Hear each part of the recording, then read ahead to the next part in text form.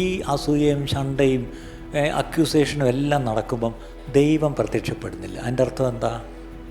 ഇതൊക്കെ ദൈവം അറിയുന്നില്ല എന്നാണോ? ദൈവം കാണുന്നില്ല എന്നാണോ? അവിടെ ദൈവം നോക്കിക്കൊണ്ടിരിക്കുന്നത് നമ്മളെയാണ് നോക്കുന്നത്. എന്താണ് ഞാൻ ആദ്യം പറഞ്ഞ statement? God is testing us. How am I and how is my relationship with others. എന്നോട് ഈ വഴക്കിടുന്നവരോടുള്ള എൻ്റെ പ്രതികരണം എന്ത് എന്നാണ് ദൈവം നോക്കുന്നത്. ഇത് വളരെ ശ്രദ്ധിക്കണേ പ്രിയപ്പെട്ടവരെ, അല്ലേ? സത്യം പറഞ്ഞാൽ നമ്മളെല്ലാം ആരെങ്കിലും നമ്മുടെ അടുത്ത് വഴക്കിടുമ്പോൾ കർത്താവേ നീ ഇപ്പോൾ ഒന്ന് പ്രത്യക്ഷപ്പെട്ടൊന്ന് കാണിച്ചു കൊടുക്കണേ, ജീവനുള്ള ദൈവം ആരെന്നൊന്ന് കാണിച്ചു കൊടുക്കണേ. ദൈവം മിണ്ടത്തില്ല. ദൈവം പറഞ്ഞ് ഞാനല്ല കാണിച്ചു കൊടുക്കണേ, ആദ്യം നീ കാണിച്ചു കൊടുക്കണം. എന്ത് ചെയ്യണം? കോടതി പോകണോ? അത് നിൻ്റെ ഇഷ്ടം.